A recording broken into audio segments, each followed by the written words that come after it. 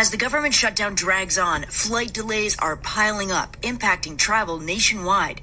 There were nearly 5,000 flight delays on Sunday alone, with some airports, including LAX and Nashville, issuing ground stops over the weekend due to staffing shortages. Hundreds and hundreds of people waiting. While New York City warning travelers there could be schedule changes, gate holds, and missed connections. Transportation Secretary Sean Duffy acknowledging the impact on travel, saying he thinks it will only get worse. And we will slow traffic down. You'll see delays. We'll have flights canceled to make sure the system is safe. The FAA already has a critical staffing shortage of air traffic controllers who have been working without pay during the shutdown.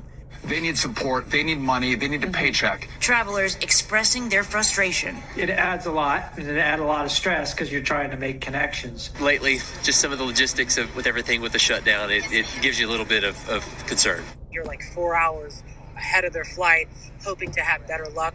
Several airlines say they do not compensate for you missing your flight because of long TSA lines. We're following that on KH11 News. So just in case folks think that this is AI, I don't know where people are getting that from, but the government shutdown has a lot to do with anything federal, okay?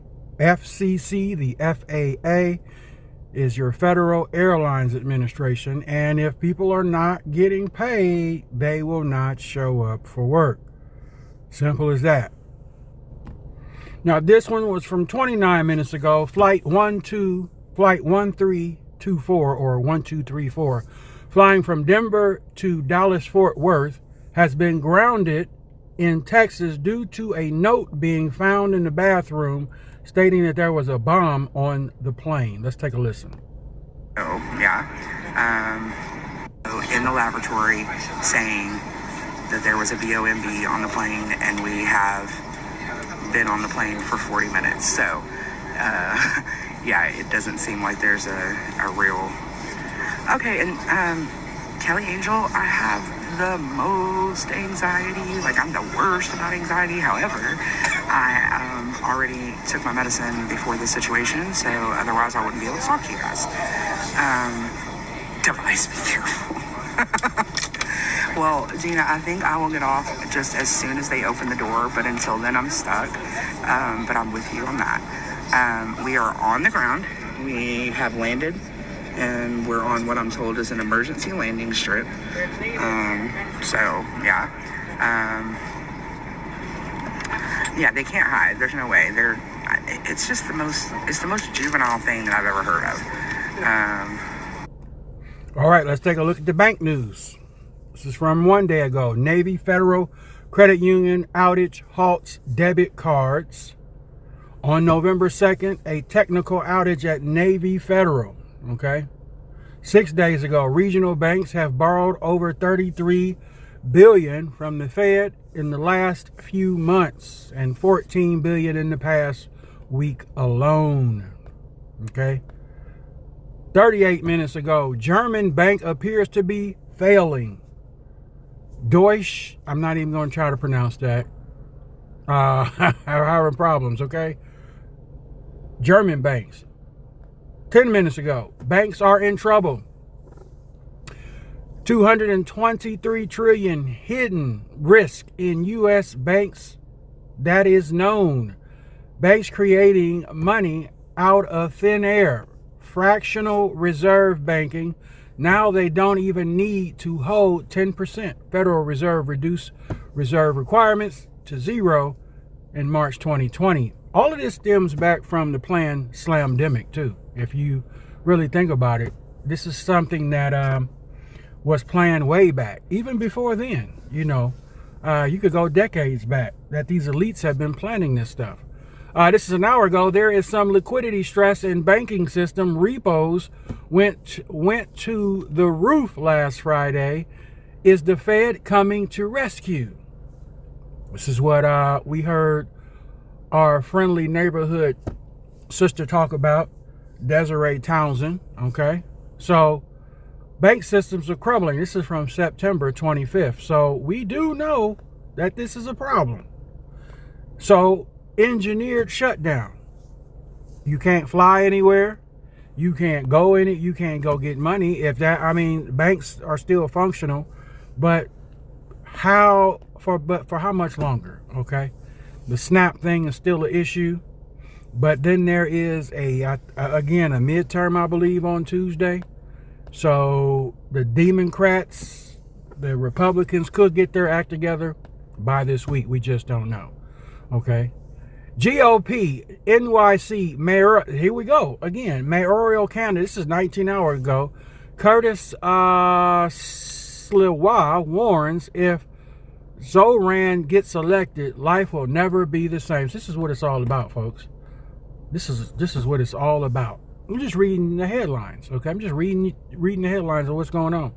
14 hours ago, President Trump confirmed that Hamas has returned the body of American hostage Omar Nutra and a New Yorker who served in the IDF. Speaking aboard the Air Force One, Trump said he had personally spoken with his parents. Okay, so that's also in the news. Then what else we have? 20 reasons to vote. See, now you see what I'm saying? All the votes. See, this is what after Tuesday, probably Thursday, when they get all their votes counted, then we'll have the government reopen.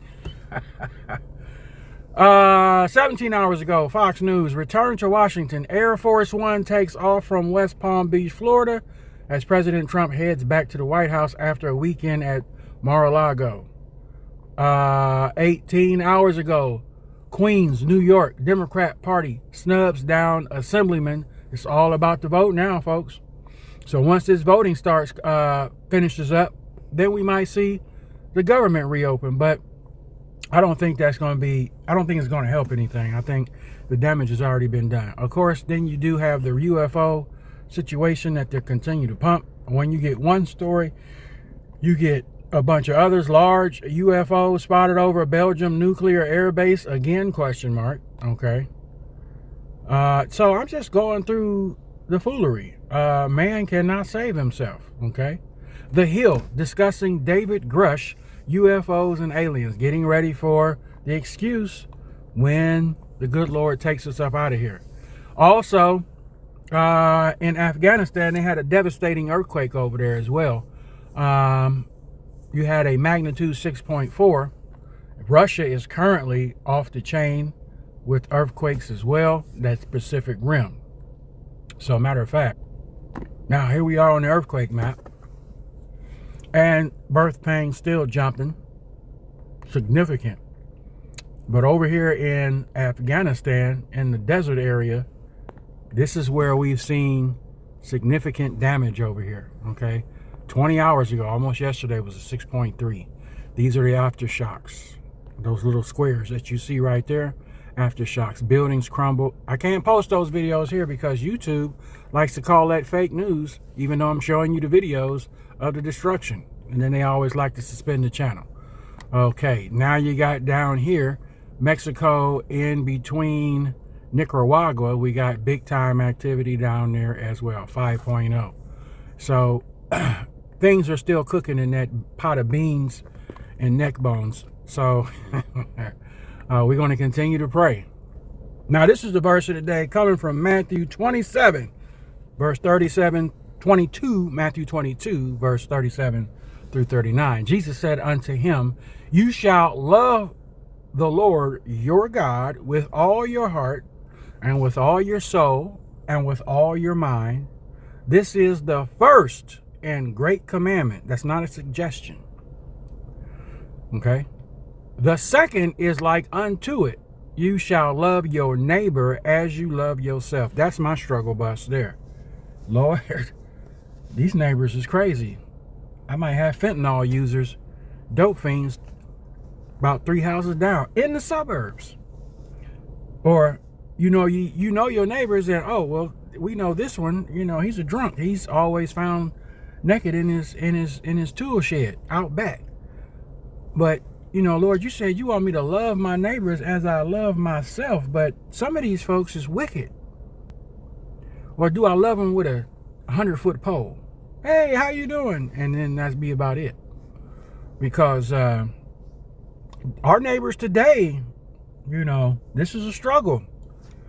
Okay? Love the Lord with everything. But then the second greatest commandment is to love your neighbor. Well, how do I do that? And I know these people, you know, they goofy and they're pet coon. We know that they're crazy. How do you love your neighbor in his craziness, in their craziness? You know, they like to get drunk on Friday night and yell, scream, and holler. Well, you go down there and give they already said that they're not into the word. They could care less about. So how do we love our neighbor when you know they're crazy? Okay, just a quick question. Answer that in the comment section. So we know that this is a second commandment. If you know your neighbors is pet coon crazy, but Jesus said to love thy neighbor as you love yourself, how do you do that? This is not a trick question. I just really want to know what would be your answer. Because I know we all got some. I mean, there's some neighbors, though, that you know are cool, okay? But how far is neighbor? Like, neighbor on the right side, neighbor on the left side, neighbor across the street, in that vicinity. What's the radius of a neighbor? Let me know in the comment section.